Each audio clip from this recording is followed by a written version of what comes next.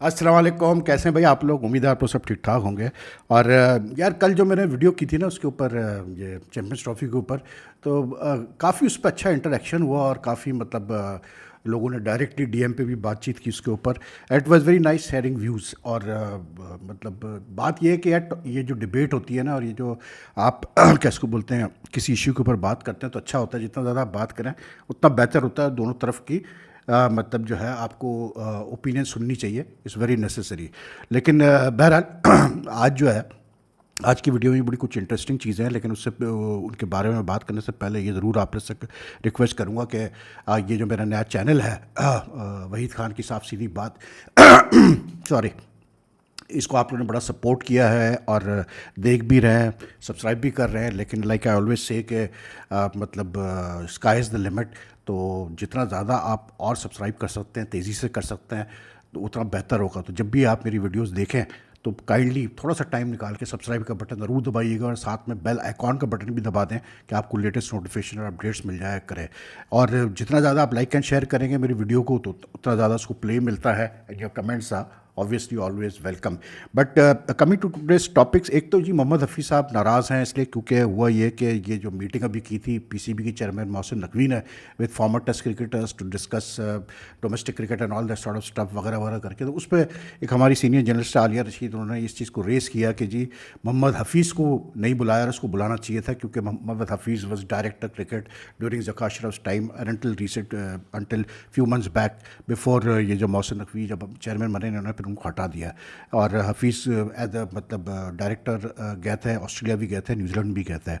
तो हफ़ीज़ ने उसके जवाब में लिखा जी, आलिया रशीद के ट्वीट के जवाब में लिखा, we live in a society where Abdullah की बात समझ नहीं आती और माइकल और टॉम सब कुछ कहते हैं या कहता है, जो भी है।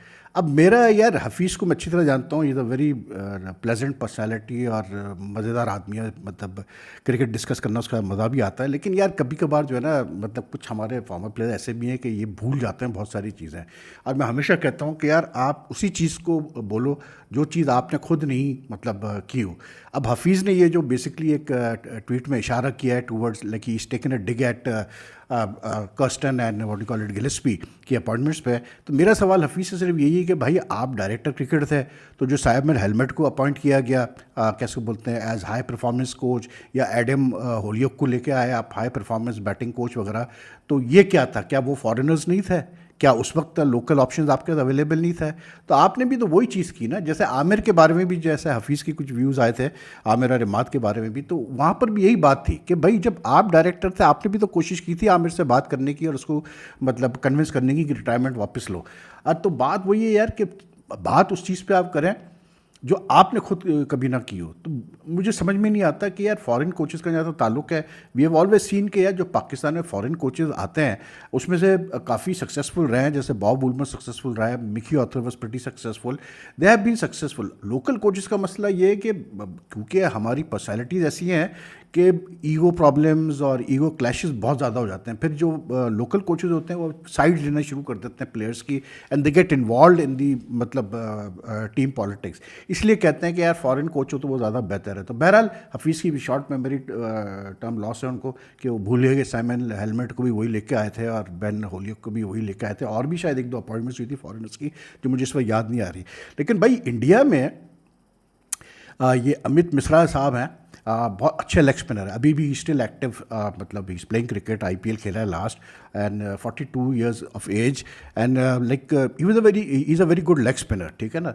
उन्होंने एक पॉडकास्ट में बात की। अब मैं हमेशा एज ए जर्नलिस्ट यही कहता हूँ कि मैं कहता हूँ कि यार अगर आप बड़े से बड़े बंदे की आप इंटरव्यू कर लो, ठीक है, लेकिन यार अगर उस इंटरव्यू में कोई मज़ेदार मसाला ना निकले ना यार, या खबर ना निकले ना, तो फिर वो आप समझ लें आपने अपना 1 घंटा 2 घंटा ज़ाय कर दिया। जैसे आजकल होता है ना कि सोशल मीडिया में, सोशल डिजिटल जर्नलिज्म में और वैसे भी मेन स्ट्रीम जर्नलिज्म में हमने देखा है कि वो फ़ैन कैसे बोलते हैं इंटरव्यू ज़्यादा होते हैं। आप क्या खाते हैं, आप क्या पीते हैं, आपकी कब शादी हुई, आप कहाँ मिले अपनी बेगम से, और आप क्या करना चाहते हैं फ्यूचर में, ये सारी बातें होती हैं। आपकी दोस्ती कैसी है प्लेयरों से, ये वो।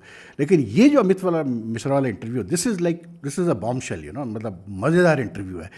अब जो बोला है अमित मिश्रा ने, उसमें बहुत सारी चीज़ें ऐसी है जो बहुत कंट्रोवर्शियल है, लोग अग्री करें ना करें, और उसको काफ़ी उसको जो है सोशल मीडिया पे उसको हंटर भी पढ़ रहे हैं regarding some of the things ये said about Kohli and all, ठीक है। लेकिन मैं ज़रूर ये इतना मैं कहूँगा कि यार जर्नलिज्म ये होती है, this is what you are suppose to do. If you interview someone, any personality, then you are suppose to take out hard news, take out some hard quotes comments, फिर आता है मज़ा। मुझे याद है आई थिंक 2012 की बात थी, मैंने एक इंटरव्यू किया था डेव वॉटमोर का, बल्कि सईद अजमल का मैंने एक इंटरव्यू किया था, जिसमें सईद अजमल, मोहम्मद अकरम और एक और कोई था उसमें, मैं भूल गया कौन था मेरे साथ, 3 लोगों का मैंने इंटरव्यू किया था। तो उसमें सईद अजमल से मैंने एक सवाल किया, जानबूझ के मैं सवाल किया, मैं क्यों, सईद बड़े मूड में था उस वक्त उस इंटरव्यू के दौरान जियो सुपर पे। तो मैंने कहा कि यार फॉरेन कोच और लोकल कोच में फ़र्क क्या आता है? तो उसने हंसते हुए कहा, उसने कहा फ़र्क क्या है वहीद भाई, फॉरेन कोच बस पैसा ज़्यादा लेता है और क्या है, फ़र्क तो कुछ भी नहीं है। ओ भाई, अगले दिन ऐसी आग लगी है डेव वाटमोर को उसके ऊपर कि वो पूरे गद्दाफी स्टेडियम में मुझे तलाश करता फिर रहा था। जब मिला तो मतलब ये लिटरली उसने मुझे, मतलब गद्दाफी स्टेडियम के ड्रेसिंग रूम का मिला वो, तो उसने ऐसे उंगली से इशारा करते हुए कहा, you are a trouble maker, you are a trouble maker. तो that is what I mean, journalism और क्या होती है, मतलब ये नहीं कि आप कोई मतलब गलत स्टोरी दे या इनफैक्चुअली इनकरेक्ट स्टोरी दे। What I mean is कि when you're interviewing someone, then you should get something out of it, and that guy has done it on this podcast.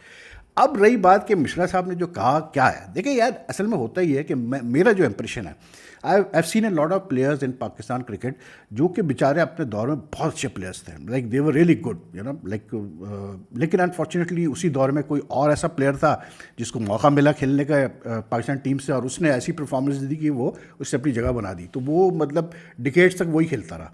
जैसे सकलैन मुश्ताक का केस ले लें आप, सकलैन मुश्ताक जिस दौर में खेला, उस दौर में बल्कि उससे पहले, उसके डेब्यू करने से पहले 2 बड़े अच्छे ऑफ स्पिनर्स होते थे, 3 बल्कि बहुत अच्छे ऑफ स्पिनर्स थे पाकिस्तान क्रिकेट में, हारिस खान, अरशद खान, अरशद तो को बाद में फिर भी मौका मिला खेलने का, and there was a guy name Murtaza from Bahawalpur, उसका पूरा नाम मैं भूल गया, लेकिन डेडली ऑफ स्पिनर था वो, और वो इतना डेडली था कि वो भालपुर में अगर कोई काजन ट्रॉफी के मैचेस होते थे भालपुर में, it was impossible for any team to go and win there, and he used to play for PNC in department cricket, आप नहीं उससे जीत सकते थे, वो इतना अच्छा ऑफ स्पिनर था, उसको कभी मौका नहीं मिला खेलने का। Haris Khan who was a very good off spinner, वो played for Pakistan under 19s, उसको मौका नहीं मिला।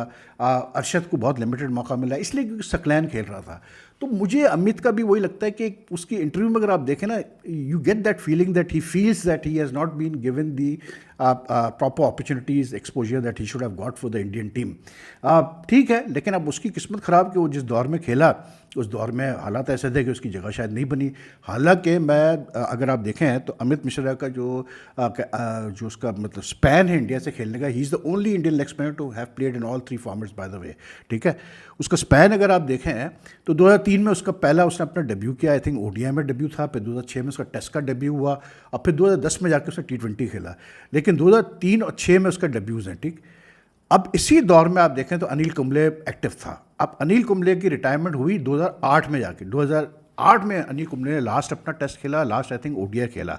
तो when Mishra came in, Anil Kumble was dominating, लेकिन एक ये चीज़ ज़रूर है कि जब अनिल कुंबले रिटायर हो गया तो उसके बाद क्यों नहीं मिश्रा सेट हो पाया, ये एक अलग कहानी है। I don't know the details, but I get the feeling somewhere के उसको एक बिटरनेस है इसकी वजह से उसने सारे सीनियर प्लेयर्स को अटैक किया है। मे बी उसके जहन में ये है कि मुझे सीनियर प्लेयर्स ने उतना, साथी प्लेयर्स ने उतना सपोर्ट नहीं किया जितना करना चाहिए था।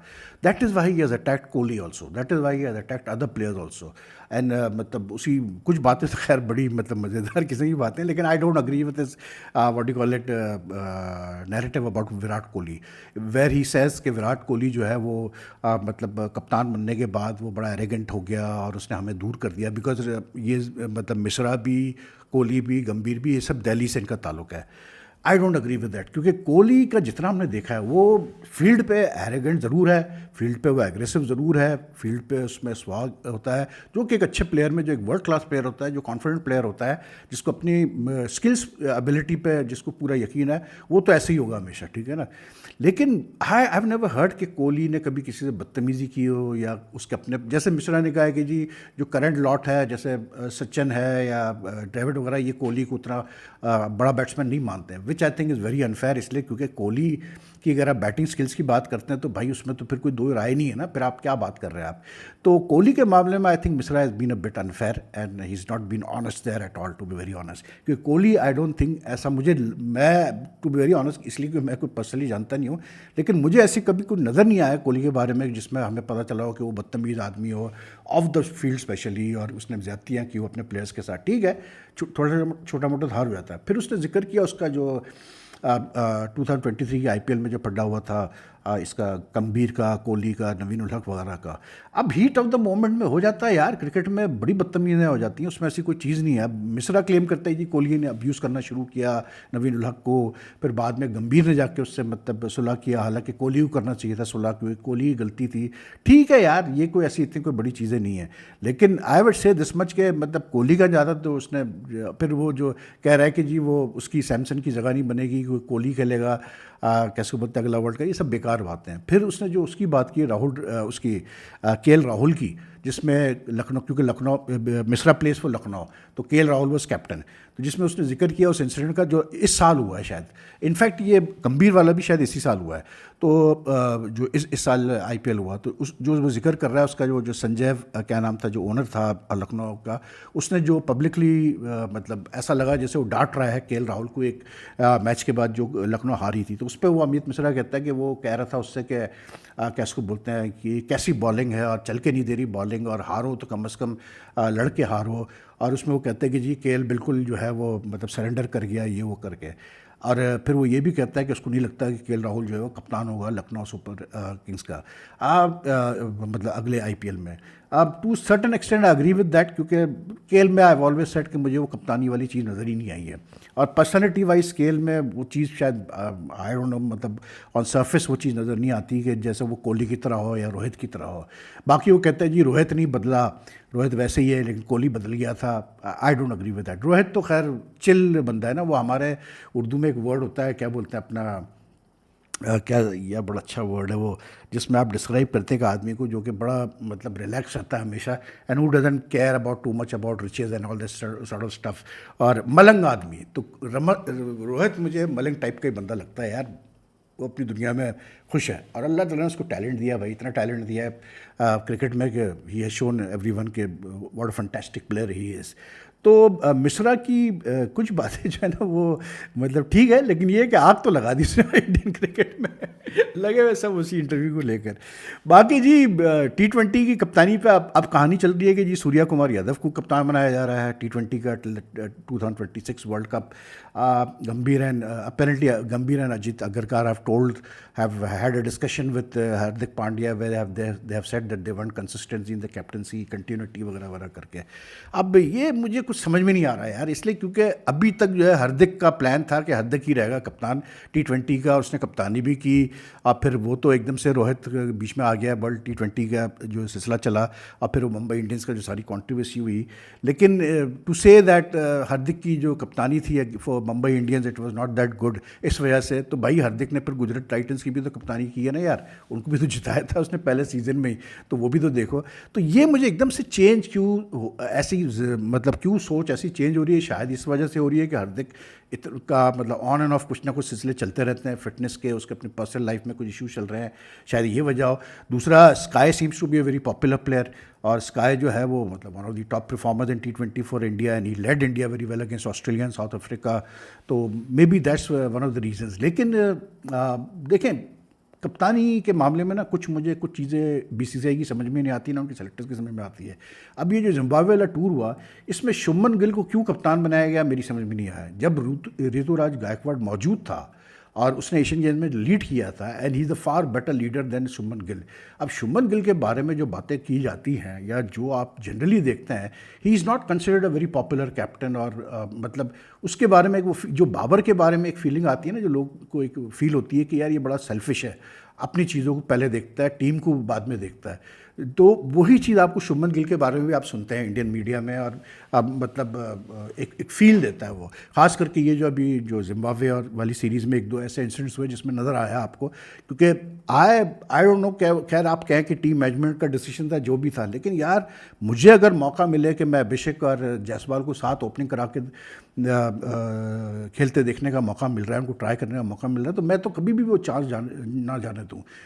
ठीक है, वीवीएस लक्ष्मण था हेड कोच, उसका शायद डिसीजन होगा, लेकिन it didn't make sense to me. लेकिन Shubman Gill to me is not captainship material. Similarly this fellow what you call it, KL Rahul is not captainship material. Captainship material अगर है तो दो तीन प्लेयर्स ही हैं, एक ये अपना ऋषभ पंत है, दूसरा सूर्या है, या फिर हार्दिक पांड्या है। तो आपको आगे चल के इन्हीं में से आपने देखना है और इन्हीं में से आपको चूज़ करना पड़ेगा। तो आई डोंट नो यार कि क्यों ये एकदम से स्काई की तरफ गया, लेकिन बहरहाल हमें तो स्काई बहुत पसंद है भाई, as a player I admire his game. तो आई एम हैप्पी अगर वो कप्तान बन जाता है, बिकॉज क्योंकि कुछ प्लेयर ऐसे होते हैं जो कि जब कप्तान बनते हैं तो उनकी परफॉर्मेंस बहुत इंप्रूवमेंट आती है।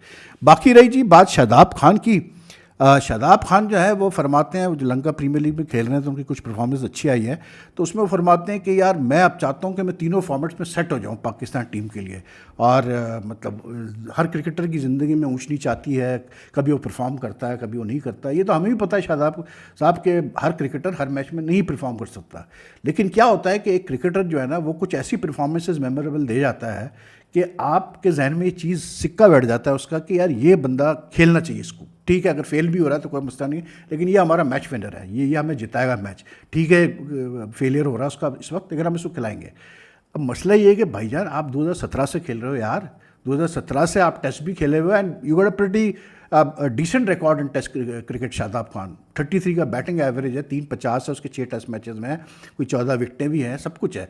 वनडे भी खेला है, T20 में रेगुलर खेल रहा है, वनडे में रेगुलर खेल रहा है। तो मतलब 7 साल बाद डेब्यू के बाद आप अभी भी अगर कह रहे हैं कि यार मैं मतलब सेट होना चाहता हूँ तीनों फॉर्मेट्स में, तो then there is something very wrong with the way you have pursued your career, to be very honest यार। उसका मतलब ये है कि फिर आपने उस तरह से इम्प्रूव नहीं किया एज अ प्लेयर जैसे करना चाहिए था। और खुदारा ये लीग्स की परफॉर्मेंस को कभी भी कंपेयर नहीं करना मतलब इंटरनेशनल क्रिकेट परफॉर्मेंस से, क्योंकि लीग्स में आप कुछ कर लें, इंटरनेशनल क्रिकेट अलग चीज़ है भाई। पॉल स्टर्लिंग जो है ना वो इतना कुछ लगाता है बॉलर्स की लीग्स क्रिकेट में, लेकिन इंटरनेशनली हमने देखा हुआ है कि वो स्ट्रगल करता है। तो they are lot of example like that. तो फॉर हेवन सेक यार लंका प्रीमियर लीग में आप परफॉर्म कर रहे हो, उससे कहीं से ये मतलब नहीं आया कि आप जो है गारंटीड है कि आप पाकिस्तान से भी अच्छा परफॉर्म करोगे, और आपको बहुत मौके मिल चुके हैं। तो खुदा के लिए आप मतलब मैं अगर सेलेक्टर होता, मैं तो शादाब से कहता भाईजान अभी आप जाओ डोमेस्टिक खेलो, लीग के बाद कोई और लीग खेल लो, अभी आपको हम कुछ महीने बाद कंसिडर करेंगे, अभी तो आपको कंसिडर करेंगे ही नहीं। तो ये है, वरना ऐसे तो फिर हारिस रऊफ को जो मार पड़ रही है अभी मेजर यूएसए लीग में, यानी कि वो जहाँ क्या है सिहान जयसूर्या क्या है वो लेफ्टी, उसने जिस तरह से बैठ के रिवर्स मारा है उसको छक्का, मतलब यार अब क्या बोलें। लेकिन बहरहाल हारिस को भी शौक है ना लीग्स खेलने का, खेलो जितनी लीग्स खेलनी खेलो, ऐसी होगी। पैसे चाहिए ना यार, पैसे तो मिलेंगे, लेकिन फिर एज अ बॉलर जो है हारिस रऊफ की रिस्पेक्ट, उसका एक वो जो एक दबदबा है वो ख़त्म होता जा रहा है। हर बैट्समैन कूट रहा है उसको भाई पकड़ के, कोई नहीं अब बख्श रहा उसको। जहाँ जाता है खेलने के लिए वो मार खाता है वो। तो ये ऐसे ही होता है भाई, जितना ज़्यादा अपने आपको एक्सपोज करोगे तो ये होगा। So that's all for now यार, टेक केयर। और अगर जैसे मैंने कहा अगर आपको ये वीडियो पसंद आए तो लाइक एंड शेयर कीजिएगा, और साथ में अपने कमेंट भी छोड़िएगा। टेक केयर, अल्लाह हाफ़िज़ जी।